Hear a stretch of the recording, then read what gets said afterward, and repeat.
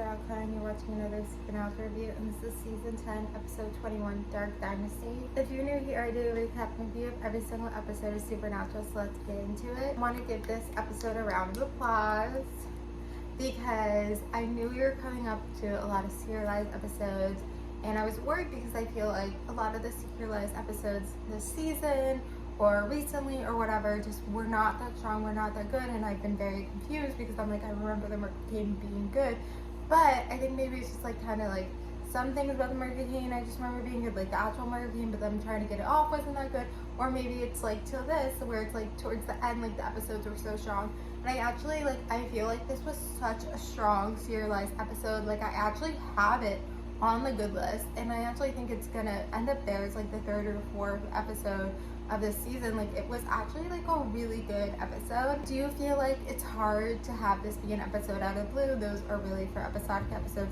It's hard to do serialized episodes out of the blue, but like just because of that, just because it's not an episode you can just watch out of the blue with a friend, doesn't mean it's not a good episode. Like I felt like this was a good episode. Like this episode had momentum. Like it just moved right. Basically, Dean puts the task force together this episode, which I think is the only on the nose thing, is that these characters didn't know each other, which is something that doesn't make sense. And like people, like Cash is finding out still that like Crowley is Rowena's son. Like it feels like we know these characters so well, and they're like, the fact that they don't know each other is just whatever. But anyway, they put them together.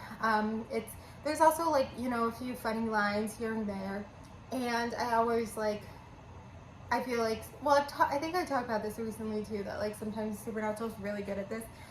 Sometimes it feels forced, but in this one it didn't feel forced. It felt right, and I felt like it was like a good, the way they used comedy, like the three of them together, and then like calling Sam because they're like, we can't deal with this, but they're keeping it from Dean, which, you know, I don't know if that was like the right thing to keep this thing from Dean, but it's such a big plot point because like all this other stuff wouldn't have happened, where I'm like, you know what, like I feel like they could have written it without this whole thing and keeping it from Dean or whatever, but this is the way they wrote it. You know, it's been now like 10 years since season 10, so this is the way they wrote it. I think it's okay. I think it makes sense. So like, even though I'm like, I feel like they could have gone without it, like it's okay, it's okay.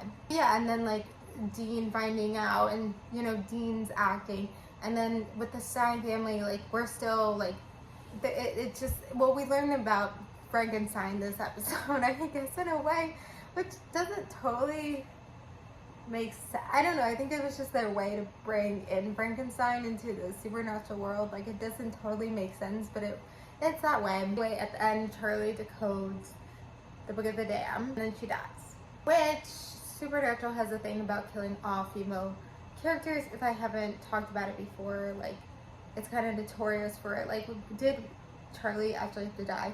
And I feel like it's not just the female characters. Like when Bobby died, I really questioned it, like super questioned it, if you didn't watch those videos.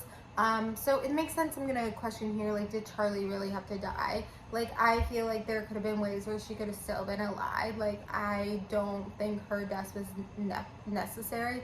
I think obviously after this, like I kind of remember, and I don't know if it's a spoiler, but Dean kind of blames Sam, and then yeah, and then I think Dean has issues because like Charlie dies. Like Charlie dies technically because Sam put her in this position, even though I guess it was Charlie herself who like left. So it was like, but like, did Charlie really need to die to have the story move along? I mean, then Dean did get very vengeful at the Stein, so like I guess there is some reasoning to it, more reasoning than I guess Bobby dying, but it's like, did she really have to die? I feel like this episode just like I feel like it moved between the things, right? You know, even though it was serialized, it had no momentum, like things were happening. I feel like sometimes the serialized episodes, things don't happen, but this one, it felt like things were happening, things were moving.